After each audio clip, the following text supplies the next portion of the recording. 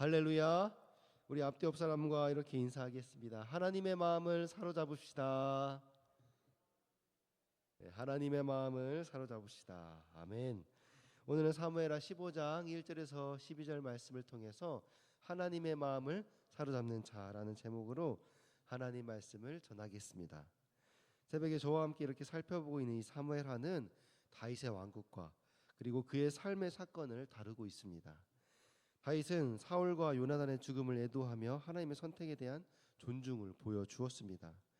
이후 다윗은 유다의 왕이 되어서 점차 이스라엘의 통일을 이루어 갔습니다.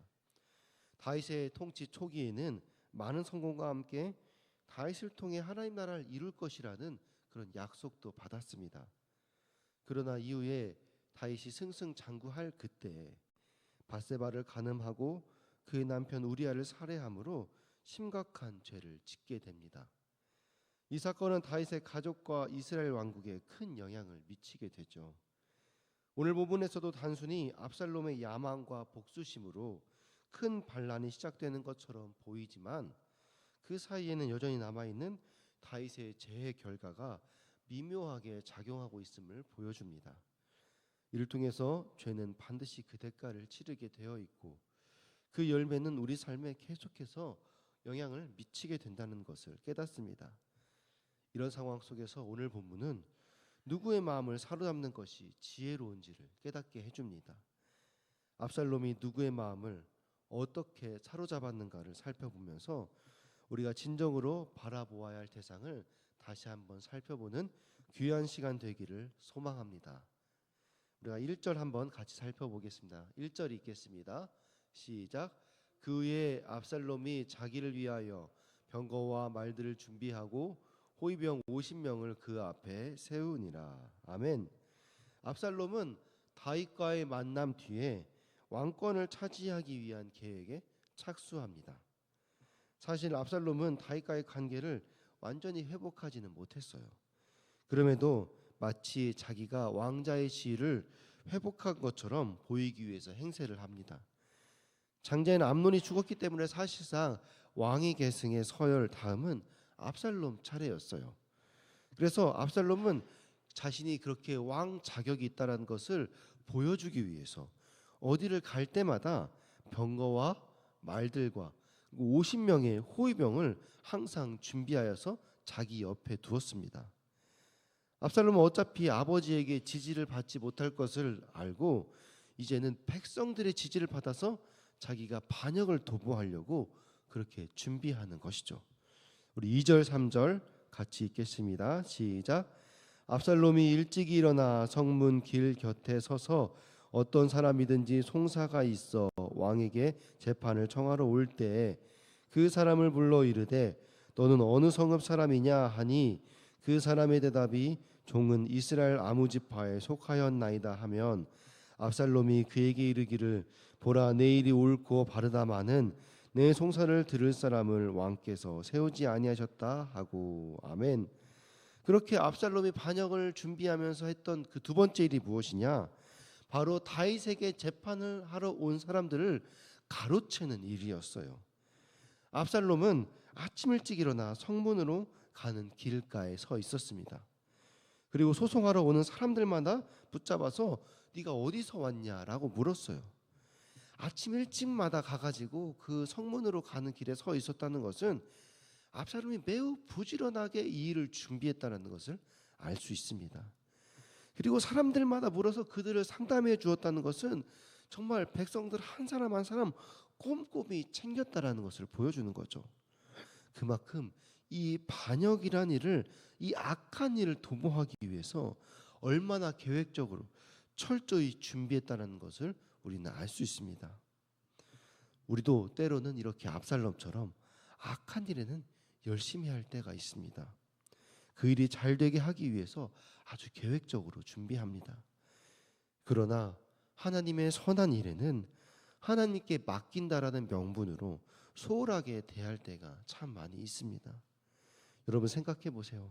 여러분 교회 일을 할 때 우리가 직장에서 내 사업장에서 일할 때처럼 그렇게 열심히 준비해서 내 일처럼 했던 일은 얼마나 됩니까?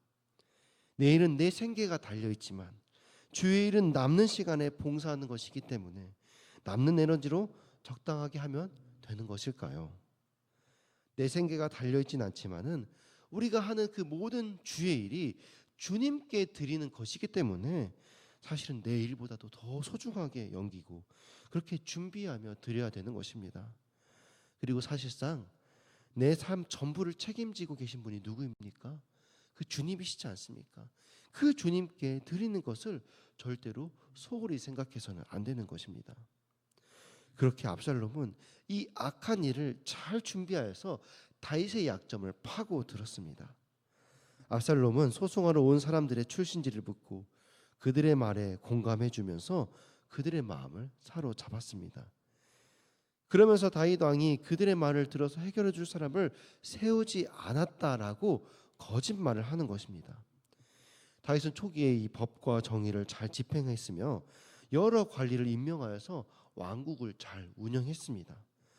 그러다 시간이 지나면서 다윗의 관심이 이 처음에 초기에 그렇게 법과 정의를 잘 세우는 일보다도 성전 건축과 다른 여러 프로젝트에 집중하면서 행정이 약해진 부분들이 있긴 했습니다. 그러나 실제로 또 기존의 틀을 유지하고 있었기 때문에 법관이 그대로 존재했으며 그들의 송사가 다윗 왕에게 계속 올라오고 있었습니다. 다만 다윗의 집중이 분산되어서 초기에 법을 세울 때만큼 그렇게 집중하지 못했기 때문에 아마도 송사가 그렇게 밀려 있었을 것입니다.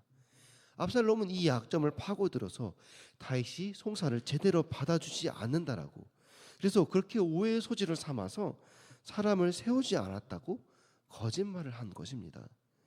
결국 이 말은 자신이 그 역할을 대신해 주겠다라는 말이죠. 우리 4절 말씀 같이 읽겠습니다. 시작. 또 압살롬이 이르기를 내가 이 땅에서 재판관이 되고 누구든지 송사나 재판할 일이 있어 내게로 오는 자에게 내가 정의를 베풀기를 원하노라 하고. 아멘. 그렇게 압살롬은 이렇게 다윗을 험담한 후에 자신에 대해서 자랑하기 시작합니다. 사람들이 자신을 재판관으로 세우면은 그들에게 정의를 베풀 수 있는데 그렇게 하지 못해서 아쉽다라고 그렇게 말하는 거죠. 여러분, 이게 무슨 말입니까? 자기를 지지해서 자기가 재판관 역할을 할 수 있도록 이렇게 자기에게 힘을 실어달라라고 말하는 것 아닙니까? 우리 5절 6절 같이 읽겠습니다. 시작. 사람이 가까이 와서 그에게 절하려 하면 압살롬이 손을 펴서 그 사람을 붙들고 그에게 입을 맞추니 이스라엘 무리 중에 왕께 재판을 청하러 오는 자들마다 압살롬의 행함이 이와 같아서 이스라엘 사람의 마음을 압살롬이 훔치니라. 그리고 압살롬이 백성들에게 했던 또 다른 행동이 있었습니다. 그것은 사람들이 이 왕자인 압살롬에게 이렇게 절을 하려고 하면은 손을 뻗어서 절을 하지 못하게 막은 다음에 오히려 그를 끌어안고 그에게 입을 맞추었다라는 거예요. 여러분, 절한다는 것이 어떤 의미입니까? 군주와 신하 간의 예의를 표하는 것입니다. 압살롬이 왕자이기 때문에 마땅히 이제 압살롬을 볼 때마다 사람들이 절을 하지 않겠습니까? 그런데 압살롬은 이것을 사용하고 친구나 친척들끼리 나누는 그런 친밀한 은사, 그렇게 껴안는 행동을 통해서 친근함을 표현하는 것이에요. 이게 무슨 말입니까? 우리는 이제 군주와 신하 관계가 아니라 서로 친구처럼 허물없게 지내자라는 그런 의미를 담고 있는 것이죠. 그런데 이런 의미를 담아서 하는 행동을 특정 몇 사람에게만 하는 것이 아니라 다윗에게 송사를 하러 오는 그 모든 사람에게 이같이 행동하는 것입니다. 왜 그랬을까요? 재판을 받으러 온 사람들은 무엇인가 불만이 있어서 오는 사람들 아닙니까? 그들의 마음을 공감해주고 그들에게 친구처럼 대해주었다는 거예요. 그 결과 다윗에게 불만을 가졌던 사람들이 압살롬을 따르기 시작한 것입니다. 압살롬이 다윗에게 이 이스라엘 백성들의 마음을 훔치는 것입니다. 사실 압살롬의 목표는 다윗 아버지 다윗과의 관계 회복이 아니었어요. 바로 다윗 아버지의 그 자리였다라는 거예요. 압살롬은 자신의 목표를 얻기 위해서 이 다윗의 약점을 이용하고 거짓말을 하고 그들을 위하는 척 연기를 했습니다. 우리도 마찬가지입니다. 어려운 사람들을 도와주고 그들을 겸손하게 대한다 하더라도 상대방을 약점을 이용하여서 권모술수로 사적인 이익을 얻는다면은 우리도 그렇게 압살롬이 될 수 있습니다. 나의 선행이 누구를 위한 것인지, 나의 욕심을 위한 것인지, 하나님의 영광을 위한 것인지 우리는 늘 내 자신을 돌아보아야 할 것입니다. 우리 7절에서 9절 같이 읽겠습니다. 시작. 4년 만에 압살롬이 왕께 아뢰되 내가 여호와께 서원한 것이 있사오니 청하건대 내가 헤브론에 가서 그 서원을 이루게 하소서. 당신의 종이 아람 그술에 있을 때 서원하기를 만일 여호와께서 반드시 나를 예루살렘으로 돌아가게 하시면 내가 여호와를 섬기리이다 하였나이다. 왕이 그에게 이르되 평안히 가라 하니 그가 일어나 헤브론으로 가니라. 압살롬이 그렇게 온갖 방법으로 백성들의 마음을 사고 지지를 얻는 동안 4년이라는 세월이 흘렀습니다. 압살롬은 왕에게 찾아가 자신이 여호와께 서원한 것이 있다면서 헤브론으로 가기를 요청했습니다. 여러분, 압살롬이 서원한 것이 무엇이었을까요? 그것은 바로 반란이었어요. 압살롬이 헤브론을 이 반란의 거점으로 삼았던 것은 바로 그가 헤브론 출신이었고 그곳에는 강하고 넓은 인맥들이 많이 있었기 때문입니다. 다윗의 왕권 초기에는 헤브론에서 다윗을 많이 지지해 주었습니다. 바로 헤브론이 다윗의 그런 지지층이 있는 곳이기도 하죠. 그런데 다윗이 이제 이 통일 왕국을 이루면서 이제 사울의 그 나라를 이어받으면서 이제 수도를 예루살렘으로 옮겼어요. 그렇게 헤브론 사람들의 마음에서 어떻겠습니까? 다윗의 초기에는 그렇게 헤브론의 지지를 받아서 그렇게 밀어주었건만 이제는 헤브론이 아니라 예루살렘 수를 옮기면서 자신들이 다윗이 자신들에게 받았던 은혜를 잊어버렸다면서 스스로 소외받았다고 느꼈던 것이에요. 압살롬은 이 점을 역이용하여서 헤브론에서 반란을 계획한 것입니다. 압살롬은 간교할 뿐만 아니라 아주 용이 주도한 모략가였습니다. 암논을 살해할 때에도 2년 동안 암논이 눈치채지 못할 만큼 스스로 감정을 감추며 계획적으로 준비했습니다. 이제는 왕이 찬탈이라는 큰 야망을 위해서 4년을 그렇게 준비했습니다. 이제 때가 무르익었다고 판단하자 하나님께 서원을 이행한다라고 핑계를 대며 다윗을 속여 헤브론으로 돌아갔습니다. 압살롬은 평안을 빌어 떠나보내는 아버지에게 칼로 보답할 계획을 실행에 옮기기 시작했습니다. 압살롬 마치 긴 세월 동안 다윗을 죽일 계획을 생각만 했던 그런 사울처럼 왕위를 찬탈하려는 권력욕만 가득 키운 채 그렇게 4년을 기다려왔던 것입니다.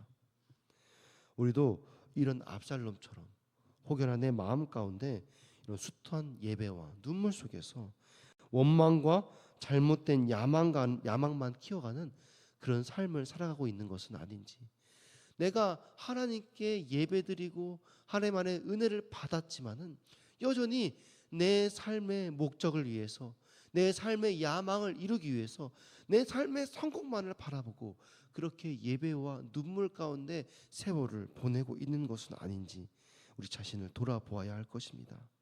우리 마지막으로 10절 12절 말씀 같이 읽겠습니다. 시작. 이제 압살롬이 정탐을 이스라엘 모든 지파 가운데 두루 보내 이르기를 너희는 나팔 소리를 듣거든 곧 말하기를 압살롬이 헤브론에서 왕이 되었다 하라 하니라. 그때 청함을 받은 200명이 압살롬과 함께 예루살렘에서부터 헤브론으로 내려갔으니 그들은 압살롬이 꾸민 그 모든 일을 알지 못하고 그저 따라가기만 한 사람들이라. 제사 드릴 때에 압살롬이 사람을 보내 다윗의 모사길로 사람 아히도벨을 그의 성읍 길로에서 청하여 온지라. 반역하는 일이 커감해 압살롬에게로 돌아오는 백성이 많아지니라. 압살롬이 다윗 몰래 이제 모든 지파의 정탐을 보냈습니다. 그리고는 이 나팔 소리가 들리면 동시에 압살롬이 헤브론에서 왕이 되었다 큰 소리로 외치라는 거예요. 압살롬은 예루살렘에서 200명의 사람을 초대하여서 그들을 데리고 이제 헤브론으로 이제 갑니다. 왜 갑니까? 이제 그곳에서 반란을 시작하려고. 그런데 그들에게는 이 반란 계획을 세부적으로 알려주지 않았습니다. 왜냐하면 반란이 잘 성공되기 위해서는 끝까지 이 비밀을 유지해야 되기 때문이었어요. 그런데 사실 이미 거기에 따라온 200명의 사람들은 압살롬을 지지하는 사람들이었어요. 자신의 거취를 전적으로 압살롬에게 다 맡기고 무조건 그의 부름에 응답한 사람들이었습니다. 사실 압살롬의 이 반란 계획을 얘기해도 누구 하나 그것에 대해서 반기를 들 사람들은 없었을 것입니다. 그럼에도 이 용이 주도한 모략가인 압살롬은 철저하게 이 반란의 계획을 아주 면밀하게 준비하기 위해서 아무에게도 그 계획을 알리지 않았던 것입니다. 이미 압살롬의 반역 계획을 어느 정도 눈치채고 있었을 것입니다. 그러나 매우 민감한 부분이기 때문에 조금의 실수도 용납하지 않기 위해서 철저하게 모든 일이 비밀로 준비되었습니다. 압살롬은 교묘하게 반란을 제사로 시작합니다.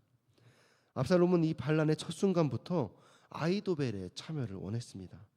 그래서 압살롬은 이 아히도벨의 고향인 길갈로 사람을 보내서 그를 데려왔어요. 그런데 아히도벨이 누구입니까? 아히도벨은 밧세바의 할아버지이기도 하며 다윗의 참모로서 이스라엘 최고의 지략가였습니다. 그런데 이 반란을 그와 함께 하기 위해서 그를 데려왔다라는 것이죠. 그러므로 사실 이 아히도벨은 사실 어디에 거주해야 맞습니까? 다윗의 참모이기 때문에, 다윗의 가장 측근이기 때문에 다윗과 함께 예루살렘에 거주해야 맞는 것입니다. 그런데 지금 압살롬이 아히도벨을 어디서 데려옵니까? 아히도벨의 고향인 길갈에서 데려왔다라는 거예요. 그가 길로에 내려와 있었다라는 것은 이미 압살롬과 협의가 끝나서 압살롬의 연락을 기다리고 있었다라는 것입니다. 이 길로는 아히도벨의 고향이기도 하지만은 이 반역의 중심지인 헤브론에서 북쪽 10km 정도 떨어진 아주 가까운 성읍이었어요. 그래서 아히도벨은 이 다윗의 감시로부터 벗어나 이 반란의 모든 준비가 끝났을 때 곧바로 움직일 수 있도록 이 자신의 고향이면서도 헤브론과 가까이 있었던 길로에 있었던 것이에요. 이스라엘에서 가장 지혜롭다고 알려진 이 아히도벨이 압살롬의 반란에 가담한 이유를 성경에서는 알 수 없습니다. 그러나 당시 압살롬이 많은 백성들의 마음을 빼앗았고 200여 명의 정치 지도자들이 압살롬의 편에 섰다라는 것을 볼 때 아히도벨은 스스로 이 압살롬의 반란 계획이 꽤 높은 확률로 성공할 것이라는 것을 판단했을 거예요. 뿐만 아니라 다윗이 자기 손녀인 밧세바를 간음하고 또 손녀 사이인 우리아를 살해한 일이 이 지혜로운 의인 아히도벨에게 큰 충격을 주었을 것입니다. 이처럼 다윗의 죄는 계속해서 그의 발목을 잡았습니다. 오늘 우리는 이 압살롬의 이야기를 통해서 많은 것을 배웁니다. 우리는 하나님의 마음을 사로잡는 삶을 살아야 됩니다. 하나님 우리의 외적인 행실뿐만 아니라 우리의 마음과 의도를 아시는 분이기 때문입니다. 압살롬은 백성들의 마음을 사로잡는 데는 성공했지만은 하나님의 마음을 잃어버린 삶을 살았습니다. 하나님께서는 우리가 진정으로 그분을 사랑하고 그분의 뜻을 따르는 삶을 살 때 기뻐하십니다. 우리가 하나님의 마음을 사로잡기 위해 하나님의 말씀을 묻고 듣고 순종하는 삶을 살아야겠죠. 그래서 하나님과의 관계를 회복하고 이웃을 사랑하여 그들에게 그 하나님의 사랑을 전해야 될 줄 믿습니다. 단순히 나의 욕심을 위해서 사람의 마음을 사로잡는 것이 아니라 하나님의 마음을 사로잡을 때 진정한 승리와 기쁨을 경험하게 될 줄 믿습니다. 오늘도 우리가 그렇게 하나님의 마음을 사로잡는 삶을 살아감으로 주님과 함께 나의 가정, 나의 일터, 나의 사역 가운데 하나님의 형통을 경험하는 아름답고 복된 성도님들 다 되시기를 주님의 이름으로 축원합니다. 아멘. 우리가 이 시간 들은 말씀 기억하며 함께 기도하기를 원합니다. 자, 같이 기도하실 때 외적인 행실뿐만 아니라 선한 동기와 진실함으로 하나님의 마음을 사로잡는 삶을 살게 하여 주시옵소서. 나의 이익을 추구하는 삶이 아니라 하나님의 뜻을 위해 이웃을 사랑하고 순종하는 삶을 살게 하여 주시도록, 또 3월 30일 임직 예식이 하나님의 은혜 가운데 잘 준비되어지고 귀한 일꾼들이 많이 세워질 수 있도록 또 둔촌동 성전부지 그린벨트를 하나님의 때 하나님의 방법으로 열어 주시옵소서. 올림픽파크 보령 12,032세대 4만 명의 오늘 구원하는 일에 우리 교회를 사용하여 주시옵소서. 몸과 마음으로 고통받는 성도님들을 치유하여 주시고 돌보는 가족들을 위로하여 주시도록 우리 각자의 기도 제목을 위하여서 사랑하는 주님 이름 세 번 부르고 같이 기도하시겠습니다. 주여 주여